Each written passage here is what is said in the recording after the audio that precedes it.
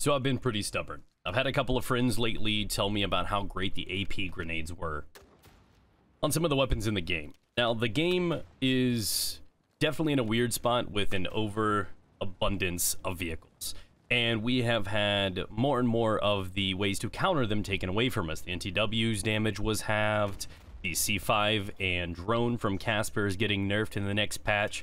So more and more options to basically take these guys on are being taken away from us. Now, the AP grenade is something that is truly magnificent. It's only about 20% weaker than the recoilless. It reloads in only 2 seconds and really helps you put some damage into some of the vehicles.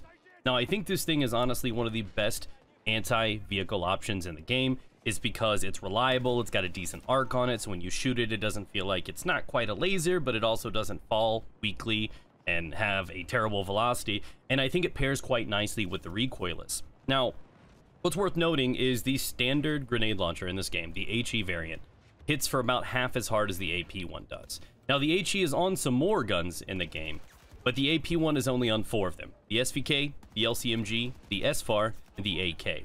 Either one of those guns should absolutely, at all times, have the AP grenade launcher on it, because it is always going to give you the freedom at taking out vehicles.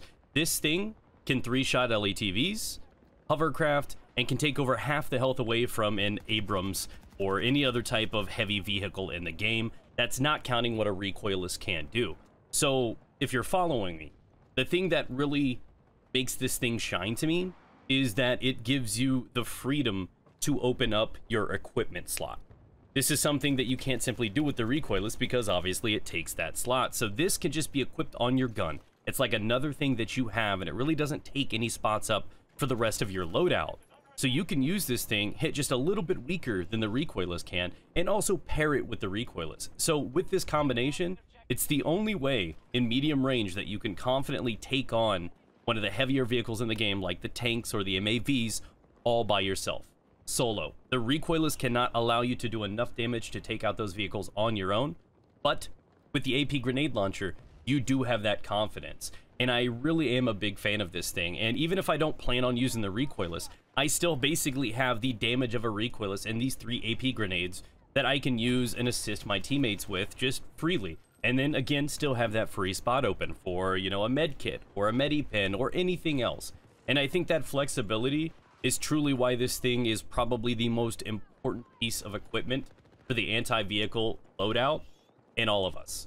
So if you are not trying this thing out, I do not like the fact that it is bottlenecked into only 4 guns in the game. And honestly, some of them are very potent weapons like the AK, LCMG, and SVK. So if you are using either one of those weapons, please consider putting this thing on. A little note though, this thing does very little damage to players. Don't even bother wasting your grenades. If it lands right next to them, it's going to do like 6 damage. If it hits them directly, it might kill them, it might not kill them. I have had situations where it's done both, and it's disappointing when it doesn't actually kill. So if you're going to have these, reserve these exclusively for vehicles because they do less than pretty much any other bullet in the game when going against infantry. That is absolutely amazing. So if you are not using these things right now, throw them in your arsenal. If you're tired of getting farmed, or you're on one of those teams that's dealing with a bunch of bolts or tanks or vehicles and it's just overwhelming, whip this out.